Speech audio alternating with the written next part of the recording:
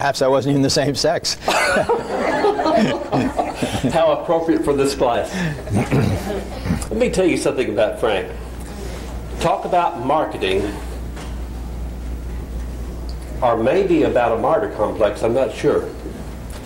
This fellow here is going to churches and offering past life seminars, private sessions.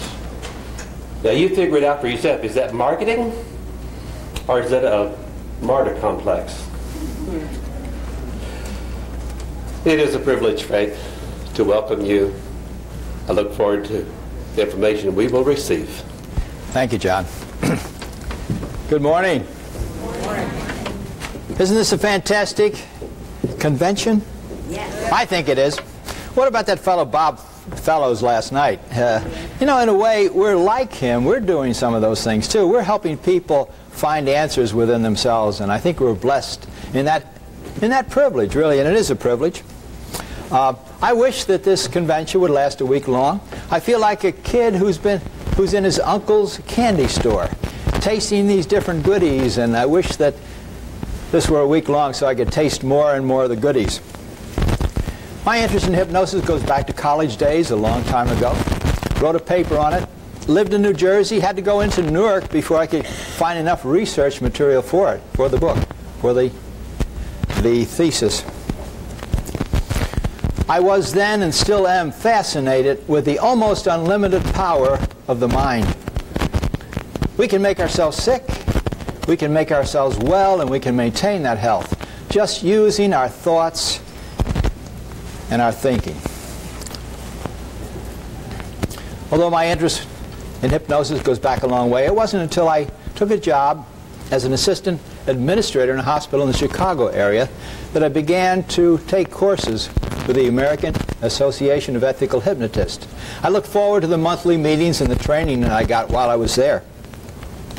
And then about a year and a half ago, my wife and I, we are Unity ministers. We pioneered two churches, one in Newport News and one in Lincoln, Nebraska. We were asked to take the church over for a few weeks while the regular minister and his assistant were on vacation. Following an orientation and workshop on past life and regression, I had the opportunity to do 68 private sessions. I'll be speaking in 14 different Unity churches this year, doing the same type of work. So far, I've done about 300 private sessions. And during that time, that is when I ask these people if they know about their higher self. Now, how many persons here brought their higher self with them? Okay, then I don't have to go into too much detail about what your higher self is, and that's great. On this questionnaire form that I've given out, only this sort of the center section has to do with the with questions that they might ask of their higher self. But this form is an involvement.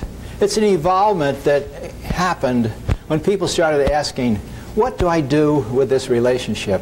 What do I do to have more peace in my mind? What do I do what do I do with the rest of my life?